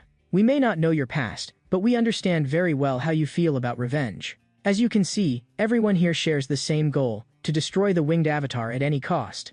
It's hatred of the winged avatar that has brought us all together. That includes Owl, who was butting heads with you earlier. He once belonged to a clan that followed the winged avatar, but their entire tribe was slaughtered by him over a single treasure. Ever since, he swore he would surely take his revenge on Wings. So it's very clear to me, deep in your heart, you harbor practically endless killing intent toward the winged avatar. Can you tell me your name?" "My name is Lagertha. I am the king of this warrior city." Only then did Ananta let go of Whitefoot's head. "Since you want to know whether I can take care of the winged avatar, I'll tell you about my power. The Black Dragon's curse has the ability to devour. The more undead beasts I eat, the stronger I become. If any idiot among you dares hold me back, I don't mind having an extra course and taking his power as well." Lupa exploded on the spot. "You heard that, Your Majesty? This brat is way too cocky." Lagertha, however, was quite pleased, merely raising a hand to motion Lupa to sit. That bone-deep arrogance and madness of Ananta's actually made him all the more attractive to Lagertha. As expected of the man and this king has set her sights on. "In the name of the Queen of Warrior City, I promise you this. From this day forth, Warrior City formally enters into alliance with you. Skald, Mayor, hear my order. You two, go bring Nadia here. At once, Your Majesty, we depart now." Meanwhile, in the depths of a certain temple, a man slowly approached. He was one of the elite warriors under the winged avatar, named Bahiran. Not only did he control spatial teleportation, the destructive force within his fists was unparalleled. Avatars on his level, including Ziz, numbered 4 others in the temple. One can easily imagine what kind of sparks will fly when they clash with the avatars of Warrior City in the future. Ziz's former body was the undead bone bird taken away by Balzac. Now reborn, he had awakened the power of thunder as well. And at this moment, the superboss Gyuyo was preparing to do something utterly outrageous, create life. And not just ordinary people, but avatars with special powers. As Bahiran brought his fists together, a massive spatial portal immediately quaked open behind him. They stepped through slowly, and from the other side came a cacophony of frenzied roars. Beneath Gyuyo and the others, countless undead beasts gazed upward at the gods above them. Looking down at the undead beasts at his feet, Gyuyo spoke slowly. "Remember this. The gods have abandoned you. You have lost all dignity, fallen completely into the hands of the evil god. You will never again return to your original form. You have become beings who are ignored. But what wrong have you done? You are the victims. Is this the ending you desire? Will you accept such a fate? I am the bridge that links the mortal world and the divine realm. If in your hearts you bear thoughts of blaspheming the gods, you can cast off these loathsome, base bodies. Now, show me your worth. The last one among you still standing will receive the grace of the wings." The moment he finished, the fighting spirit of the undead beast surged sky-high. A 4-armed giant ape swung a charged punch, blasting the beast beside it into shreds on the spot. The other beasts also threw themselves into a bloody melee. Seeing this, Gyuyo gave a satisfied smile. Roars and wails filled the entire valley as every beast tried to prove itself before the god. The scene shifts back to Warrior City. Escorted by 2 guards, Nadia arrived at the royal council chamber. Lagertha welcomed her warmly, but Nadia's gaze went straight to Ananta. Her expression said she was utterly speechless. Ananta was holding a loli by the left hand, while a vixen clung to his arm. But she quickly noticed something off about him. "Is your body not fully recovered because of the curse? Or is there some other reason?" "Nadia, relax," Lagertha said. "The guards have already withdrawn their watch on you. I've just finished discussing an alliance with Ananta as well. From now on, you and Ananta are officially members of our nation's alliance." "Hold on, I never agreed to ally with you yet." Bernhardt hurried to explain. "Even if it's only a temporary alliance, we still have to be united when it comes to dealing with the winged avatar. To stand against the winged avatar, we need your power." When he spoke of Nadia, his expression became especially grave, because the story he was about to tell would be extremely cruel to her. Nadia, however, replied calmly, "From the moment I stepped into Warrior City, I was already prepared. I don't want to keep muddling through life like this." After thinking for a moment, Lagertha slowly uttered 3 syllables. "Mistelton. That is the name of the branch of the otherworld tree inside you." Bernhard mentioned in his report. "You saw an undead beast turn into an avatar in the White Lotus Temple, didn't you?" At those words, Nadia immediately thought of that twisted smiling face. Mistleton is a gift the winged avatar bestowed upon undead beasts. It contains an immense amount of energy, enough to forcibly twist a hideous beast into a humanoid form. The undead beast's power will complete an evolution in the process. Nadia was stunned. You mean? Bernhard nodded solemnly. That's right. The reason you possess your current power is entirely due to the influence of the winged avatar. And your original form was very likely also some kind of undead beast. After hearing this, Nadia was at a loss and asked in confusion, if the winged avatar has power on par with the gods, why would he use it on undead beasts? Why not simply grant it directly to his avatars?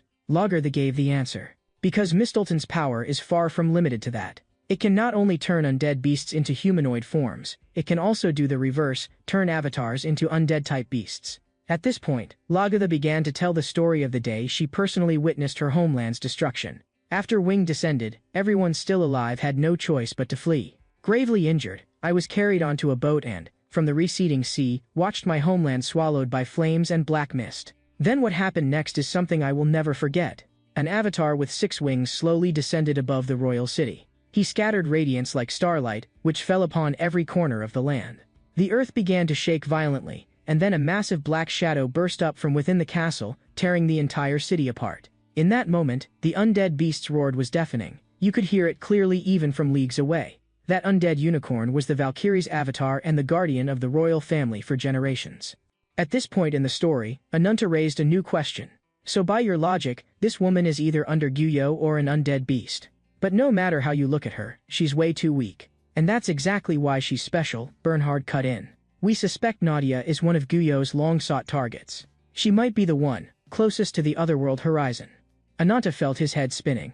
What kind of nonsense is that supposed to be? Lagertha gave a brief explanation. It's a myth passed down through generations of our royal line.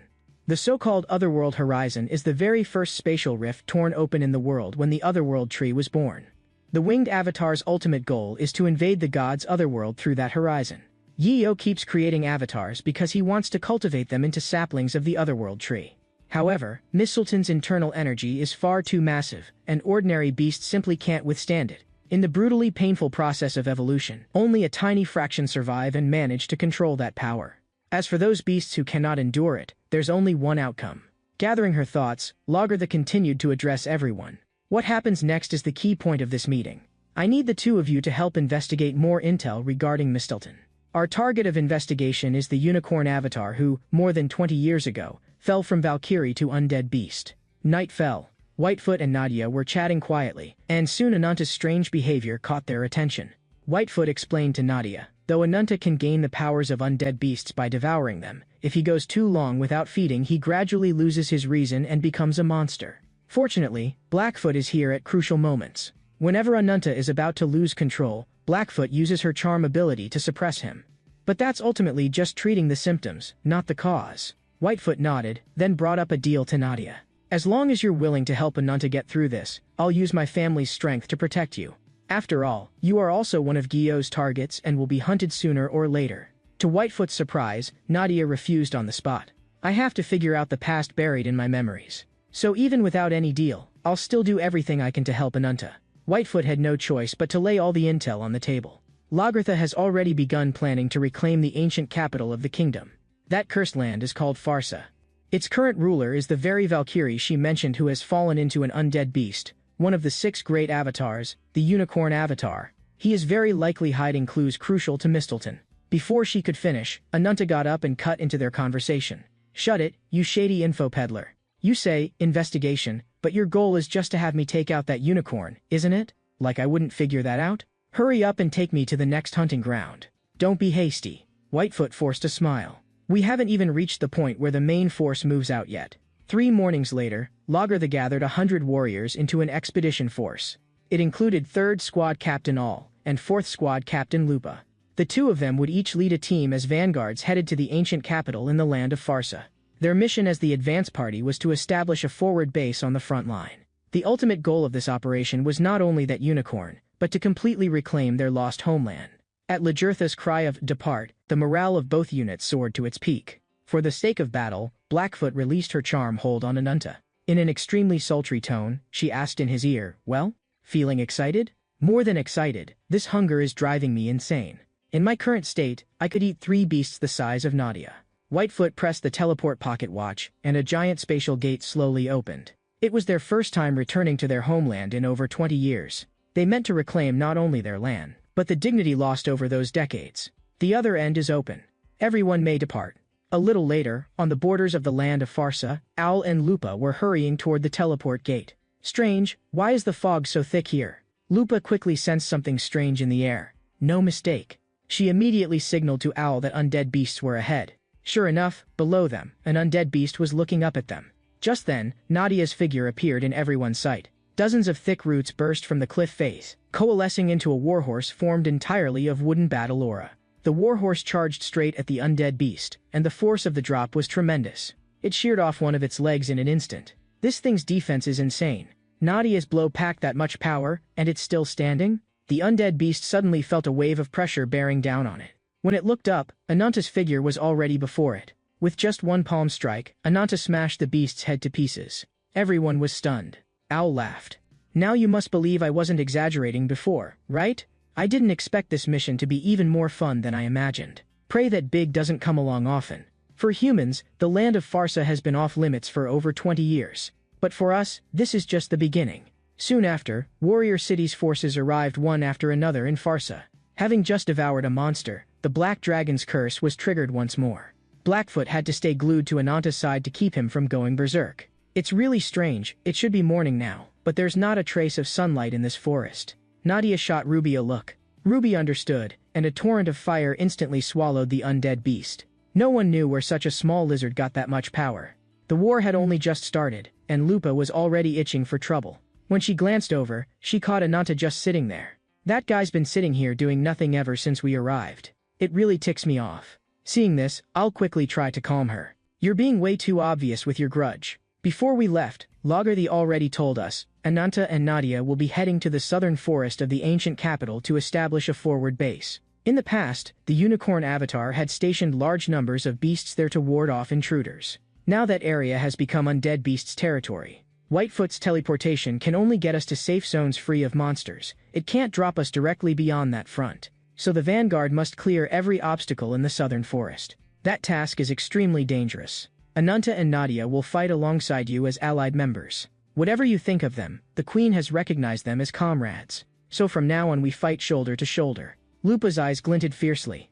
How can people of unknown origin be called comrades? Calling him a comrade is an insult to our forebears. Only those who can entrust their lives to each other deserve that word. She said it and did it. The wild avatar was truly wild. She strode up to Ananta and opened with a bombshell.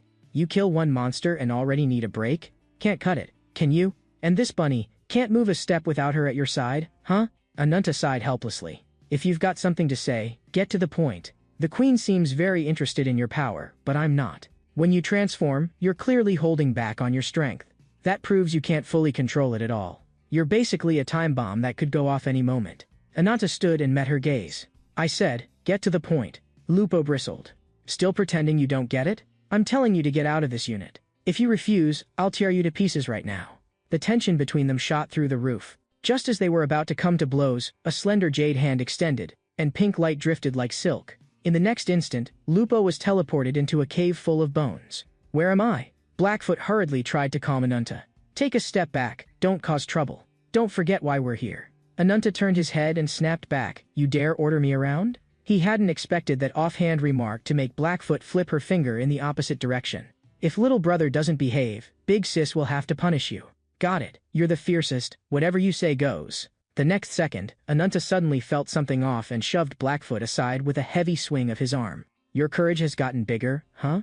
Daring to use that much force on big sis. But when Blackfoot saw what was in front of them, it was already too late. A huge gaping maw opened up before Ananta. With a crunch, it swallowed them both whole. Everyone stared, dumbfounded. When did that snake even show up? After gulping them down, the giant snake turned and fled. Owl immediately ordered, 10 of you, with me, after it. They had barely taken a few steps when a strange tremor came from the ground. The thundering of hooves rapidly approached. It was a herd of horse-shaped undead beasts. The dust billowed. There were at least dozens of them. Nadia swung her little cudgel and murmured a bird-like spell. A thick tree branch burst from the ground, skewering several of the beasts charging in front. The others piled in and, in an instant, blocked off any path for pursuit. Without taking down this herd, there was no way to rescue Ananta and Blackfoot. Meanwhile, deep within the forest, the giant snake had already carried the two to a deserted place. This is hilarious. I don't know what this snake is thinking. It really thinks it can digest me with this meager stomach acid? Ananta pressed his palms together and instantly took on his black dragon form. His dragon claws dug deep into the snake's body, shredding it from within. Then, unleashing his full power, he burst out through its flesh. The giant snake let out a scream of agony, then crashed to the ground. Panting, Ananta climbed out of its belly, and still didn't forget to grab his spoils of war. After they rested a while, Lupa slowly opened her eyes. She had no memory at all of what had just happened. Feeling better? Ananta asked calmly. Then he quickly lowered his head, pretending he had seen nothing. Lupa was completely baffled. What did you see? Out with it. Then, as she processed it, her ears stood up and her face flushed bright red. Ananta gestured toward the giant snake's corpse nearby. Seems you don't remember nearly becoming dessert. At that moment, Lupa finally understood. At the most critical moment, it was this man in front of her who had saved her. However, Ananta also admitted, my strength is about spent. For a while, I'll barely be able to move. Lupa hurriedly pressed him on what had happened while she was unconscious. Just then, Ananta again sensed something wrong, and grabbed Lupa by the wrist. In the subtle tension of that moment, just as she opened her mouth to ask, Ananta suddenly clapped a hand over it. Dozens of giant snakes, following their scent, had surrounded them completely. A prickling sense of dread made Ananta uneasy. These giant snakes were not undead beasts, yet they seemed to be searching for them with a clear purpose. Lupa gently pried his hand away and asked if he wanted to go head-on. Ananta shook his head. Right now I can't fully control the curse, especially with Blackfoot not here. If it flares up, I might go berserk. They had only two options. Either transform and force their way out through a bloodbath, or avoid a direct clash and try to get back to camp to regroup with their allies. Ananta left the choice to Lupa. Lupa gave a third answer. Find a chance to break out of the forest and head to the designated destination first, just the two of them. What's more, the number of snakes was still climbing. Even if their allies arrived, they couldn't win and would only draw even worse trouble. Ananta thought it made sense. So what do we do next? Frowning, Lupa hesitated and forced out, there is a way. But you'll have to hug me from behind. No time to explain, hurry up and get on. Sensing the shift in the air currents, the giant snakes surged toward them. Before they could react, a shadow streaked past. But there were just too many of them, and one ended up in front. The snake had barely opened its jaws when the dark blur flashed by and shredded its upper body. How many of you always thought she was a cat? And it turns out, this wild avatar is actually a wolf. The snakes, recovering their wits, gave chase with everything they had, but they couldn't come close to matching Lupa's speed. In no time, the two of them had reached the edge of the forest. There, a mysterious figure blocked their path. Ananta spotted the issue at once. That emblem is one only those under the winged avatar have the right to wear. In other words, this guy in front of us was definitely sent by Guyo. Those giant snakes in the forest must be tied to him as well. The old man spoke, his voice hoarse and icy. No living beings are allowed to pass here. His shadow twisted, and several black snakes slithered out of it and shot toward the two of them. As the shadows reached Ananta's feet, they surged up again from below. The black snakes were far faster than Ananta had expected. This time, he truly couldn't dodge. Lupa understood just how bad it was, and immediately flung Ananta away. Black snakes wrapped tightly around her, biting deep into each of her joints as the venom spread quickly. In the last moment before her vision went black, all she saw was Ananta's rage exploding.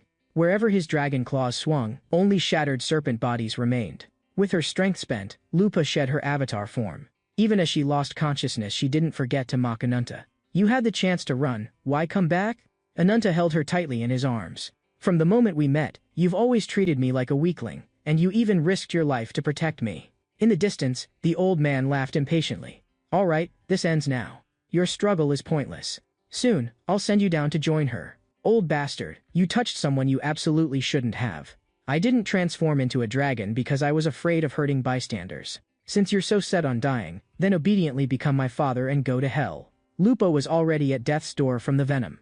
Without the slightest hesitation, Ananta sank his teeth into her. Don't waste your effort. With your skills, you can't save that woman. The venom of my black snakes is a blend of hundreds of toxins.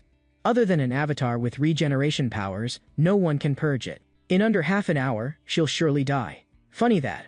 I happen to know an avatar with regeneration powers. Now that I know how long she can last, this gets simple. Lupa, lie still. I'm going to skin the snake and bring you home. Don't, Ananta. That serpent avatar is dangerous. Forget about me, just go. Before she could finish, the killing intent around Ananta exploded into something almost tangible. Izan recognized at a glance that Ananta's avatar was a curse clinging to his flesh. This was exactly the man Behiran had mentioned in his report. In that case, I've no reason to hold back. I am the Serpent Handler avatar under Lord Wing. I'm the one who will kill you here. As soon as he spoke, the serpent behind him lashed out like lightning. One bite was enough to paralyze the entire body. But what happened next was beyond even Izan's expectations. Ananta was on him in an instant, his dragon claws driving straight for the vital point. At the very last instant, the giant snake behind Izan lunged out, taking the lethal blow for its master. A chill ran through Izan's heart.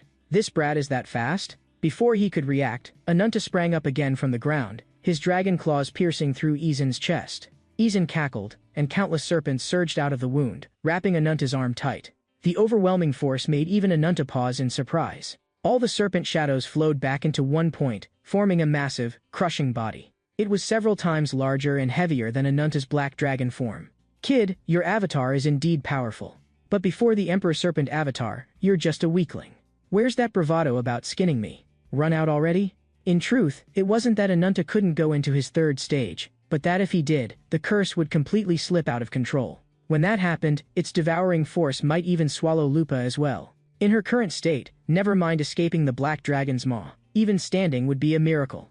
To protect this woman who had thrown herself in harm's way for him, Ananta chose the hardest path. He took on all the damage with his bare flesh and looked for a chance for a killing blow in the gaps between attacks. Looking at his back, Lupa seemed to recall something Lagartha had once said. Comrades can entrust their lives to one another. Even if you've only just arrived in Warrior City, I'm willing to lay down my life for you.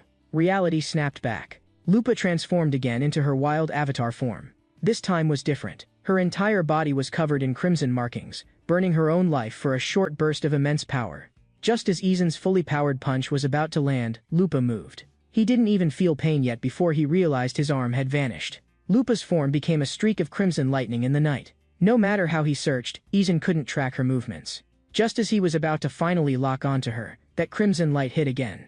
8 streams of light ricocheted back and forth inside the Emperor Serpent's body, shattering everything they touched. On the outside, it looked like the Emperor Serpent had only paused, but in truth the streaks inside were still crossing wildly. With a single horrific scream, Izan's meridians and muscles were all severed. In that brief exchange, Ananta was left utterly speechless. Having spent all her power, Lupa looked back at Ananta.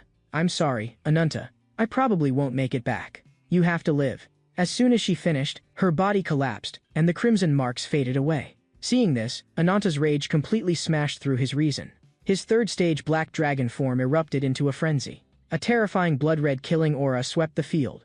The once arrogant Emperor Serpent was now nothing more than prey to be ripped apart bite by bite. With a massive chomp, the Emperor Serpent was shredded. Inside his stomach, the serpent was set upon by the beasts within, gnawing madly. Each devouring meant a new ally joined the pack. As the wings of a bird-shaped demon pierced the Emperor Serpent's body, the Mistleton inside him cracked as well. With his last breath, Izan screamed out, Quetzalcoatl. Moments later, on the silent battlefield, a new figure appeared. It was Quetzalcoatl, the form of the Emperor Serpent's tail. Within Izan, the two of them were twin-born avatars. As long as one avatar remained within, his body could be reshaped. At that moment, after devouring Mistleton, Ananta's body began to change. His third stage black dragon form slowly faded. His consciousness returned, and he realized Quetzalcoatl was nowhere to be seen.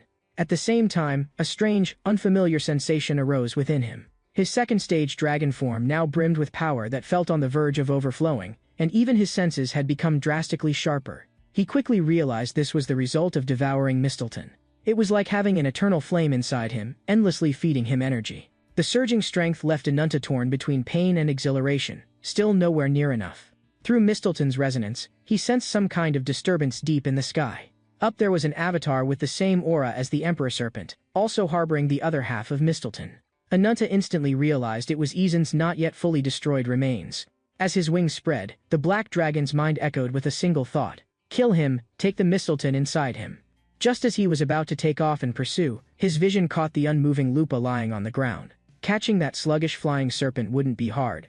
But with every moment wasted, Lupa's life was slipping away. After a brief moment of clarity, Ananta chose to give up the chase. Meanwhile, at the edge of the forest camp, Owl led his squad in wiping out the final group of beasts. As his sword pierced the undead beast's heart, the forest fell into long-lost silence. But Owl still had the nagging feeling something was off. He just couldn't put it into words. Nadia felt the same. Although these undead beasts had stormed into camp, they hadn't dealt any decisive damage or deliberately gone after humans. After a moment's thought, Owl could only think of one possibility. That means we were never their target. It's more like they saw something even more terrifying, and fled en masse from deep within the forest. Blackfoot's sudden appearance cut their discussion short. Now's not the time for analysis. What matters most is finding Anunta and Lupa. Without my control, there's a high chance Anunta will go berserk. As she spoke, the guards on watch heard a strange rumbling from the sky. Half an hour after she blacked out, Lupa slowly opened her eyes. If she hadn't heard people talking around her, she would have thought she was already dead.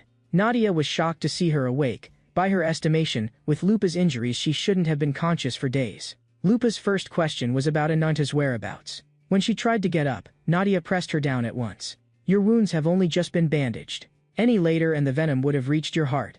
At that point, even with my magic, I might not have been able to save you. Thankfully, Anunta carried you back without stopping. Finding out that Anunta had carried her back made Lupa's face redden instantly, and she hurried to ask whether that idiot had been hurt. Out of nowhere, Anunta cut in from not far away. So you can skip the thanks, but you're still calling me an idiot behind my back? To think I gave up a big meal just so your little life wouldn't end there. Are you alright? I just saw you take hundreds of punches with my own eyes. With your condition, you've got a lot of nerve worrying about me. Anunta shot her a look. Next time keep a cooler head and don't charge in at the drop of a hat. I don't intend to spend my life in debt for saving you.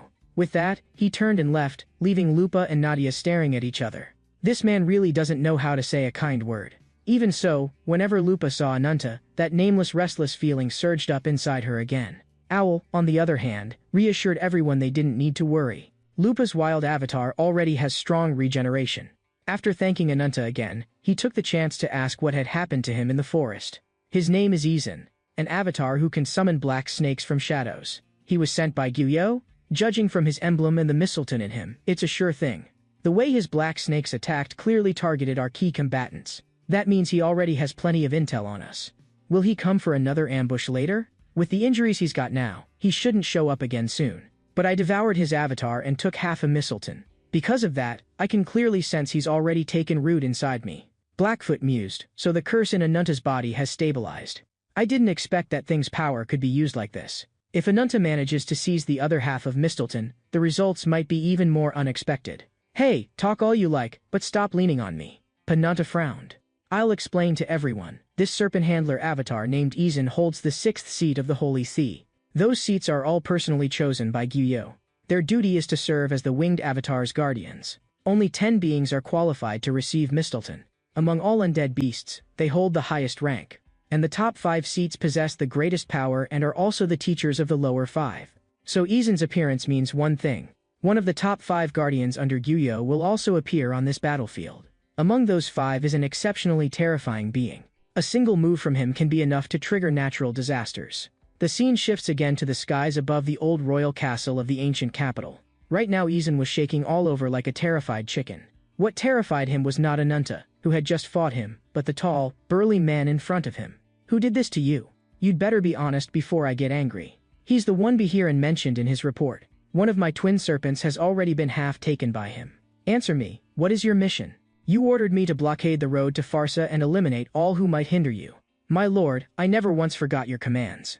It's just that this guy's powers are so bizarre. The man before Izan was the Holy See's 2nd seat, the avatar of government. Beneath his cold exterior lay a fearsome name, Gayan. Cut the crap. Lead the way. I'm going to crush this guy with my own hands.